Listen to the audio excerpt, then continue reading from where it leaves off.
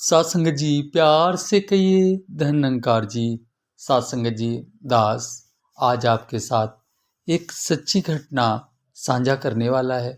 घटना कुछ इस प्रकार है कि एक निरंकारी परिवार की एक बहन सासंग जी किस तरह सासंग जी छोटी सी उम्र में, जब बहन साइकिल नहीं चला पाती थी, उस उम्र में साइकिल चला चला कर घरों घरों में जाकर कोचिंग पढ़ाकर किस तरह ऑफिसर पद को प्राप्त करती है।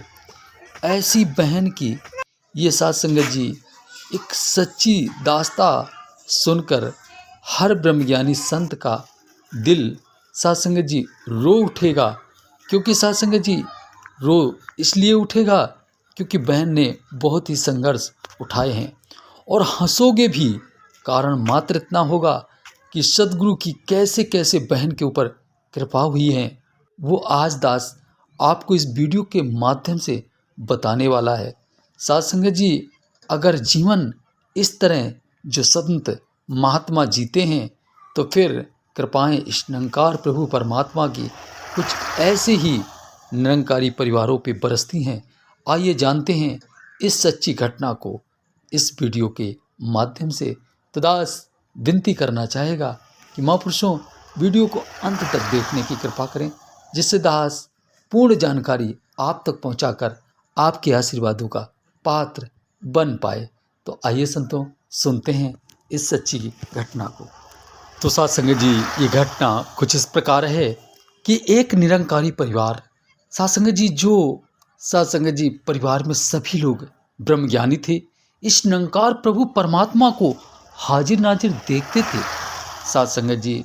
लेकिन रहने को मकान नहीं था और जीने के लिए साथ संगत जी खाने के लिए खाना नहीं और पहनने के लिए सही कपड़े नहीं थे। लेकिन साथ संगत जी जीवन में भक्ति वाला पल था, परमात्मा आ चुके थे उनके जीवन में। और साथ संगत जी उनका जो जीवन था वो बस शुक्र सब्र और संतोष में चल रहा होता है। साथ संगत जी बात कुछ इस प्रकार थी कि साथ संगत जी परिवार में 4 लोग थे, माता पिता बहन और भाई। साथ संगत जी माता पिता एक छोटी सी दुकान रखे होते हैं, जिस दुकान से साथ संगत जी जो थोड़ा बहुत धन एकत्रित होता उससे परिवार का पालन पोषण चल रहा होता है। साथ संगत जी आप जानते हैं दुकान में इतनी बड़ी कमाई तो हो नहीं पाती कि साथ संगत जी परिवार अच्छे कपड़े पहन पाता या अच्छा खाना खा पाता या अच्छा जीवन जी पाता। तो साथ संगत जी गुजर बसर ही हो रहा होता है। साथ संगत जी एक बहन साथ संगत जी अपने निरंकार प्रभु परमात्मा में हर पल समर्पित जीवन जीने वाली। साथ संगत जी बहन के कर्म कुछ ऐसे थे कि बहन जब कुछ समझदार होती है तो साथ संगत जी माता पिता की मदद के लिए साथ संगत जी घर में जा जाकर बच्चों को कोचिंग पढ़ाती। साथ संगत जी उम्र इतनी कम थी कि बहन साइकिल पापा की चलाती, वो भी बड़ी साइकिल। छोटी साइकिल लेने के लिए बहन के पास पैसे नहीं थे महापुरुषों। तब बहन ने क्या किया कि साथ संगत जी वो अपने पिता की साइकिल, बड़ी साइकिल को ले जाकर हाफ साइकिल चलाकर साथ संगत जी घरों में कोचिंग पढ़ा पढ़ा के अपने माता पिता की मदद करती थी बहन। साथ संगत जी किसी तरह माता पिता बहन ने पैसे कमा के एकत्रित किए और एक मकान खरीद लिया। साथ संगत जी तब कुछ बहन ने अपने हजूर सदगुरु बाबा जी के समझ इस तरह विनती की, अरदास की। वो आइए सुनते हैं। पतित पुनीत पवित्र कर दे, हे प्रभु स्वामी नाम तेरा, भटक रहे को मिले ठिकाना, अति ऊंचा है धाम तेरा।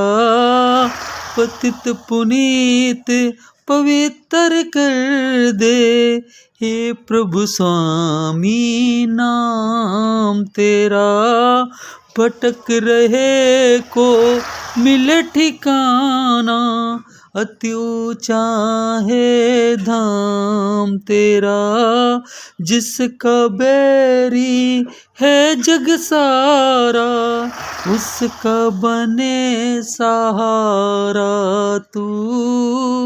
दीन दुखी और आशाओं का केवल एक किनारा तू, केवल एक किनारा तू।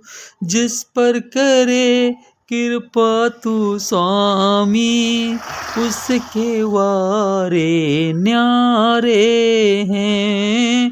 अवतार मिले जो नाम सहारा, अपने ही फिर सारे हैं। सासंग जी, इस प्रकार जैसे यहाँ पर ये पवित्र शब्द सासंग जी कह रहे हैं कि जो प्रभु परमात्मा का सहारा लेकर अपने जीवन को जीता है, सासंग जी उस पर हजूर सच्चे शहंशाह इस निराकार प्रभु परमात्मा की असीम कृपा हमेशा बरसती ही रहती है।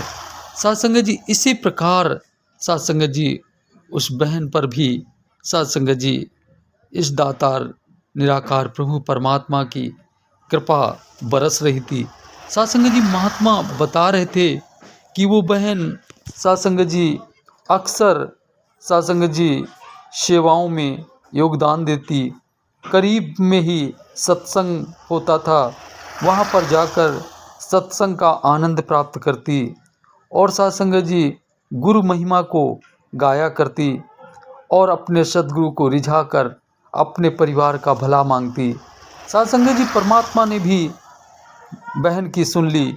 सासंग जी क्योंकि बहन का वो परिश्रम भरा पल, सासंग जी जेंट्स साइकिल से सासंग जी कैंची चलाकर, हाफ साइकिल चलाकर सासंग जी कोचिंग पढ़ाना बच्चों को, फिर सासंग जी घर पे आना, खुद की पढ़ाई करना, सेवा सुमरन सत्संग करना, ऐसा पल बिताने वाली बहन का जो संघर्ष भरा पल रहा।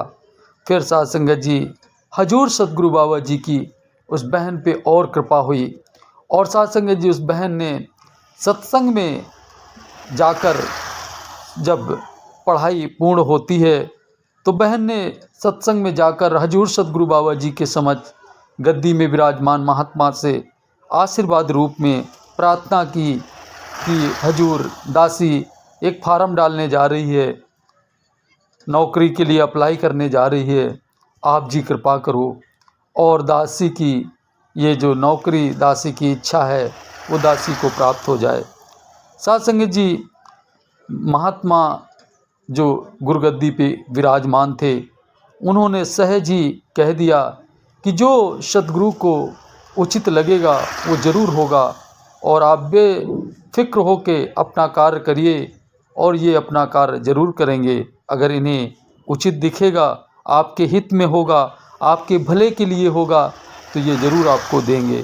सासंग जी ऐसा कहकर सासंग जी फिर सत्संग उस दिन समाप्त होती है। बहन अपने घर आती है और अपनी नौकरी की तैयारी करती है। सासंग जी बहन को आखिर वो नौकरी मिल ही जाती है। परिवार में खुशियों भरा वातावरण होता है।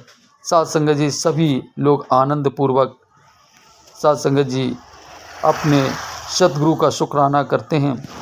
और सासंग जी दास आपको बताना चाहेगा कि उस बहन ने इतना धन कमाया कि अपने माता पिता के लिए बहुत सुंदर सा मकान बनवा के खड़ा कर दिया और आने जाने के लिए गाड़ी का साधन और सासंग जी हर तरह का सासंग जी उनके लिए व्यवस्था कर दी।